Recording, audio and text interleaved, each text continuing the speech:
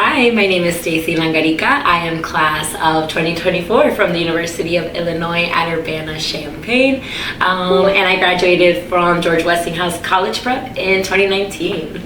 Hello, my name is Hidayah A. I'm going to be in the class of 2026, and I'm currently going to UIC. I'm a fifth year majoring in integrated health studies, behavioral sciences, and I went to high school at Golder College Prep, and I graduated in 2021. Nice. Okay, sister school. So today we're going to be talking about our post-secondary plans and what we've been up to since, doing our experience growing up and being a student in Chicago. I know I graduated in 2024. Hidayah, I know you're still in the race. You got this. How has that been for you? It's been really tough. I changed my major. At first was in education, then I was in bio, then I was in nursing, and then so I've just been all over the place, but I finally figured my path. So Nice. Nice, Beautiful, yeah. No, tell me about it when it comes to finding your path. I also did 5 years in undergrad. I did my bachelor's in community health. I have a minor in social work, and I did a lot of my classes interested in disability studies. So then my senior year, I decided through a lot of help through AIM High, which thankfully they were there to support me in making that decision, because it's not easy, right? Yeah. Making that decision of staying an extra year. I made the decision to do my prereqs for occupational therapy, and hopefully one day we'll pursue that. But for right now, I'm actually a TFA core member, which I actually did my interview in the AIM High office, which was awesome, right before the career fair. Yeah, it was. I remember being very nervous, and I was like, going from doing it usually in my room where I was like, okay, no one can see me if I mess up or stuff, where now I had to do it in a setting where I was like, okay, I have to, put more of my professional essence on, and I can do this, I got this. And so yeah, I'm actually completed my first semester of teaching. I currently teach for CPS, 7th and 8th grade science. Yeah, thank you. So as a product of CPS myself, I think really essential, my big mission through Teach for America as a core member is to teach our students, especially our city students, right, all of the possibilities and opportunities that are out there and how we can transform them for ourselves. And I'm not gonna lie, it took me a long time to do that myself, but a big part of that journey and of that discovery, thankfully was through AIM High and all the opportunities that I have had and the support. I feel like for me, I don't know about you, but college is hard, and so I know I have had a lot of emotional support from the supportive adults in AIM High and the company and stuff. So how about you? It's the same for me. With high school and college, I'm the only one in my family that's going through college. Nice, congratulations. So, thank you. And my dad, he went to college, but he never was able to finish, so he never really, and he wasn't really a great student, and so I never really had anyone who I could talk to help me through signing up for classes. Obviously we have our advisors. I have a thing with advisories on. Yes. And so it was just really hard navigating. You ask people what they're doing, and some people don't like to speak, or some people they're like, I don't really know what I'm doing either. And so it's just such a hard thing to navigate. And coming to AIM High, I have people telling me they're giving me help on what classes to join. I'm getting tutoring, and so or working on my skills and unlocking my potential, because I know that I know that I'm capable of a lot. I'm just it's hard to It's hard. Yep, it's hard to unlock it. And so I think, I agree with you. And the experience, the beauty, the story of a first generation student, especially, I focus a lot on the city because I grew up in the city, and I've worked with the Park District and now with the school system, and how much the city has a big influence on our lives, right, and our stories. And how you said, having that person to guide you, to navigate you. Thankfully, I'm first generation, but not the first, because my older sister, she took on that role, which is also why I say a big shout out to older siblings, because, they do set the pace, and they do, right, pave the way. And it's something, yes. You're the oldest, yes. The importance of, of being an example, and that is something that I definitely learned through CTC, right? I had my sister to navigate me and tell me oh, you can do this, you can do that, but I have thought of wow, thanks to my sister I was able to do it, but that's not the reality for a lot of students, right? And also how the stories fluctuate. Yeah, my sister, she had her experience, and she shooted for the stars and did medical right off the bat, but I was different. And I think that that's something that I definitely found within CTC and Aim High, that they really, really allowed me and helped me to find, one, my voice, but also, right, like that love for my voice of that I'm gonna find what I want to do. And I would say a lot of people say, I don't know what I'm doing. I don't know. And that's the reality for a lot of them. That's the reality. And so I think especially helping our youth now, our children now, by one, letting them know, like, it's okay to not know, but we have to find those opportunities. We have to seek after those opportunities, and having adults, supportive adults, is so important. Which is one, now as an alumni, I joined Aim High when I was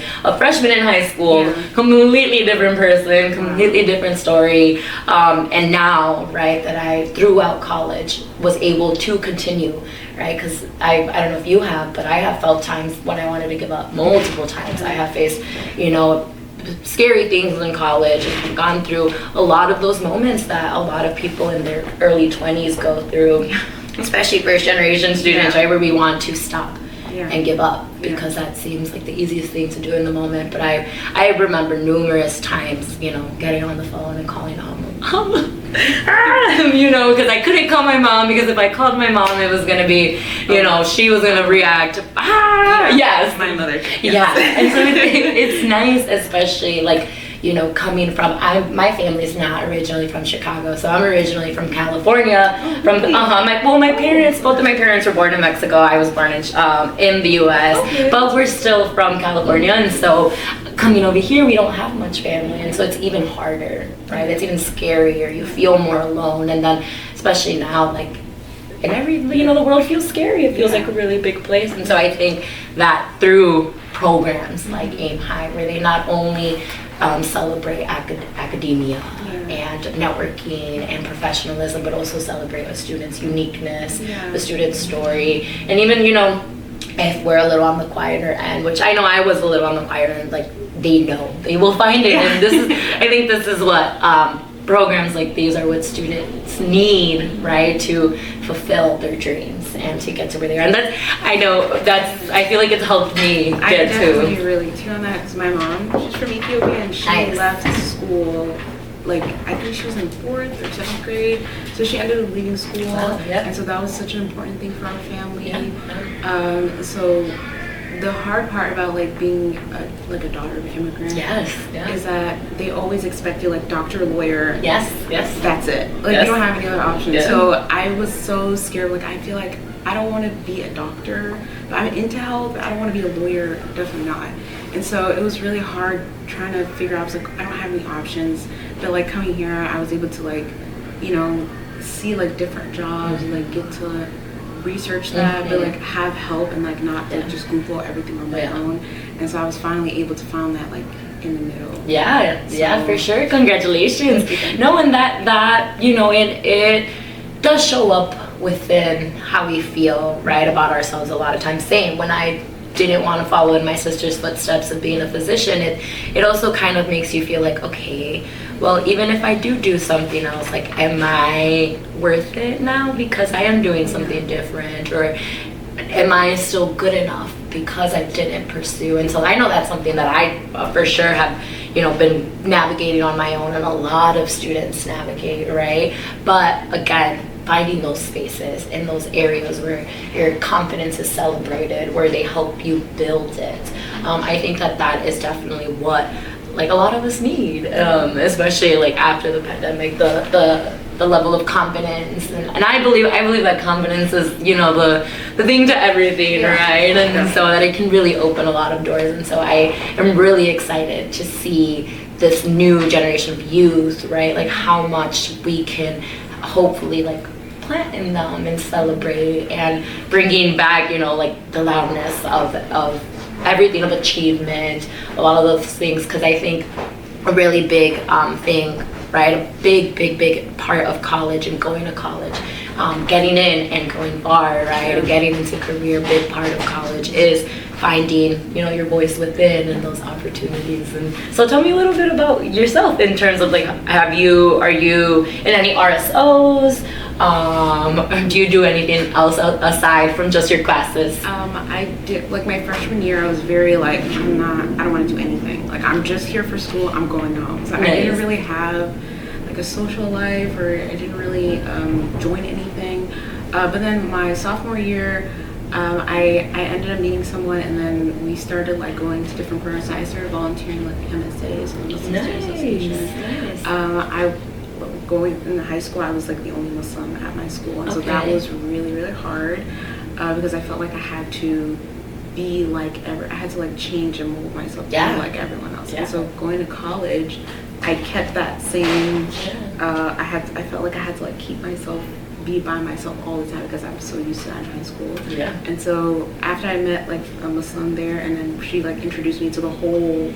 There's like actually a lot of Muslims in college, and so I was able to join like the MSA. I was joining the Muslim chaplaincy. I was like focusing on like mental health and stuff like that. And so and like obviously different Muslims, because it's very like there's still racism within Islam, like not in Islam the religion, but like people still are, well, there's Muslims who are still racist. And so being a Black Muslim is really hard. But I ended up finding my group of people and then trying to make change within the space, and trying to like make people feel more included, whether they're Muslim or not. And so that was really fun. It was very involved. Nice. And if you could go back and tell that old version of yourself, like give different advice, or what would you do different? I would say to not care what people like. I feel so bad that I held myself in. I was always like scared to be myself. Very valid. So I would tell myself like it's important at that time, but it doesn't matter anymore. And it's like I'm proud of the person that I became. So Nice. It's very similar. I feel like my freshman experience in high school and in college, very similar. A lot of people go through the experience of, like this is all new, this is scary, this is that. But I think where the challenge can come in is where you decide, okay, am I going to take this opportunity to expand myself, or am I going to stay and continue to stay in my little bubble and stuff? So one props to you for for doing that, because it's not easy, especially in a new community and new school and everything. But same, I feel like I would say like take advantage of those opportunities, because college is the time for you to really find yourself, explore yourself, and to advocate for yourself of who you are. Because I think that's one of the things too that I really enjoy about going away. Even though I was in Illinois, I was 2 hours away from home, and being able to bring a little piece of the city back, or bring a little bit of the city to Champaign, and be able to share, with my counterparts and my peers and everything, like, a lot of the things that we would talk about, since I did my major in community health, and it's centered around like sometimes of the city, being able to be like, I know that neighborhood, or I have this, I have that, I worked for the park district, or I did this, or I went here, I was a student here. That is one, bringing exposure, right, to who we are, to what the city of Chicago actually is. I know you is. mentioned like being shy. Like, what was your breakthrough? My big breakthrough, I think a lot for me was doing like the social opportunities in college, which is something that my mentors that had to really help me with. And I think being able to share, right, and share that with Amma, and be able to, hey, I think I'm gonna do this, or I did this, and get that excitement back, like, oh my god, like awesome, or I think it made it even more exciting. So for me, I did join a sorority, a multicultural sorority. And yes, it was nice. My sister was a sister of the sorority, and so I was kind of geared that way. And so when I joined in college, I think that's when I was like, okay, this is my opportunity where I can be super, and no one's gonna like judge me, or like, because I have to, right? Like, this is my role now, this is what I represent now. I represent these letters, and I love to dance. So when it came to like showcasing, when it came to showcasing and stuff, so I feel like that is kind of what helped mold me into becoming the young woman that I am today. And that's why I say, right, like those are the opportunities that our kids need, that we need, that people need, because that's where you find yourself, that's where you grow. And I know like it's a lot of those are the places where a lot of young children, students, teenagers, even adults shy away from.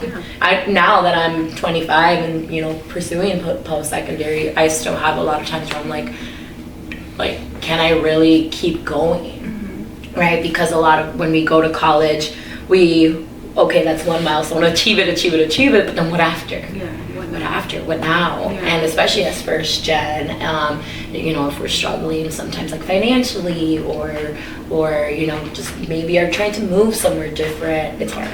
It's really hard. And so being able to come back and connect, you know, like be able to now like officially submerge and meet you and continue those connections and those stories, and it's like to elevate and to keep pushing, right, to keep us going. So I'm really excited for the future, but it's definitely tough, and it's something that we need like things to navigate, right, navigate us. And so finding those opportunities like Aim High, right?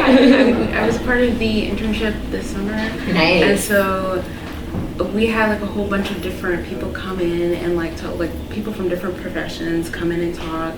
And I saw one of the person that came, they're actually in this building. They're home care aide, and so I'm doing home care aide now. Nice. Yeah, so it was really nice to see, like, I didn't think I could work in a hospital and be in college at the same time. Because it's like, a lot of it's full time. Yes, tell me about it. It's Tell like me. 12-hour shifts, 7 p.m., 7 a.m. And I'm like, I don't think I can live. Yeah. And so, like, hearing about, like, home care aid and stuff like that, I was like, oh my God, this is perfect. I can find clients who do part-time. Yes. And so I was able to, like, fit that in my schedule and still, like, get my hours, because I need clinical hours. I'm working with patients. And so I was able to get a job and, like, balance my work life and still, like, prepare for my future goulash for the PA. So. And that's the beautiful thing, and that's something that's a skill.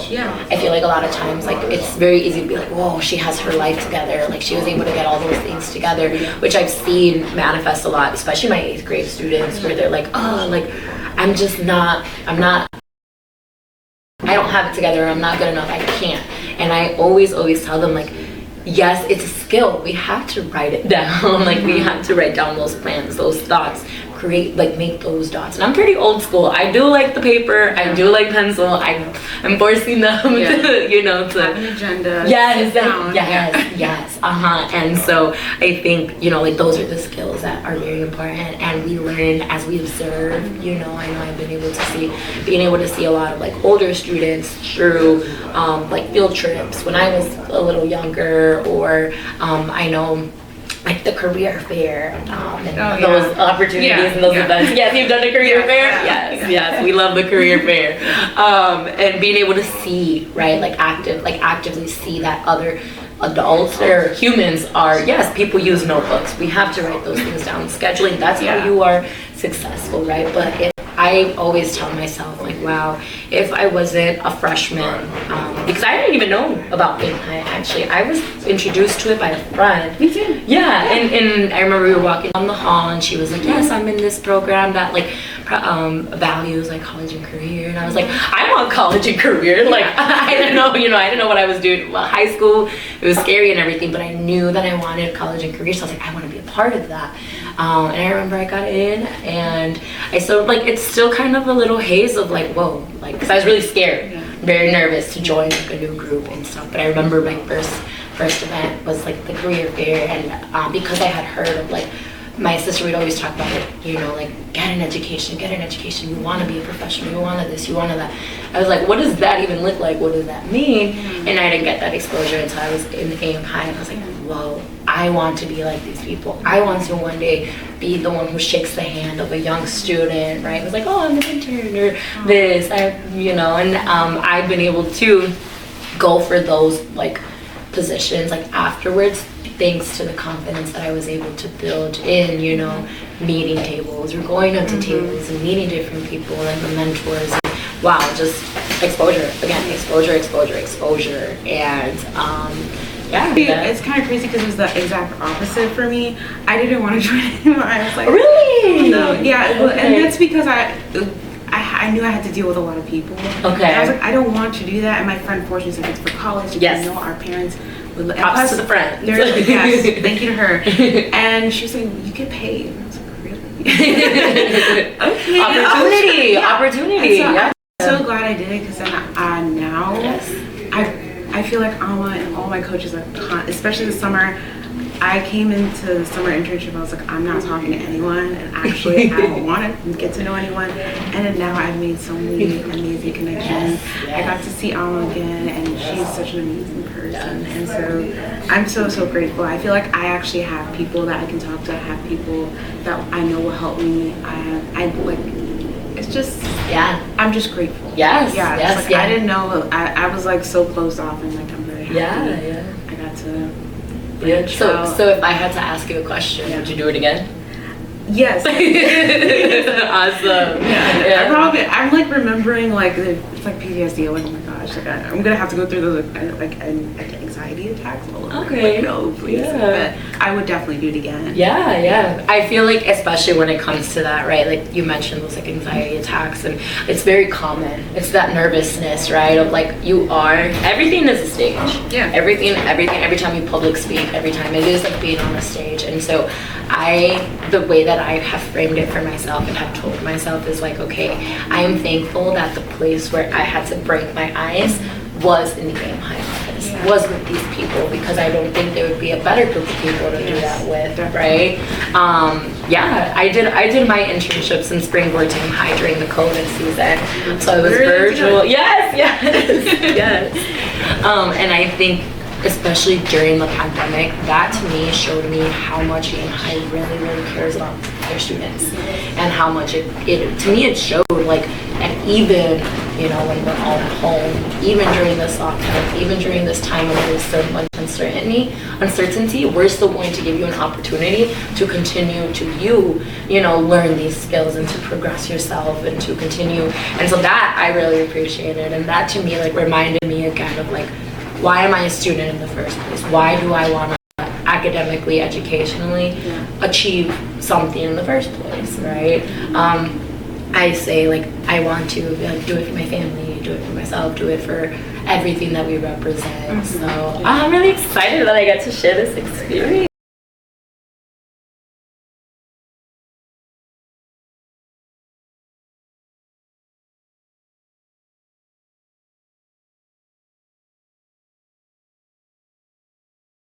Great. Okay, so I would first buy my mom a house, and then I would pay my dad's debt.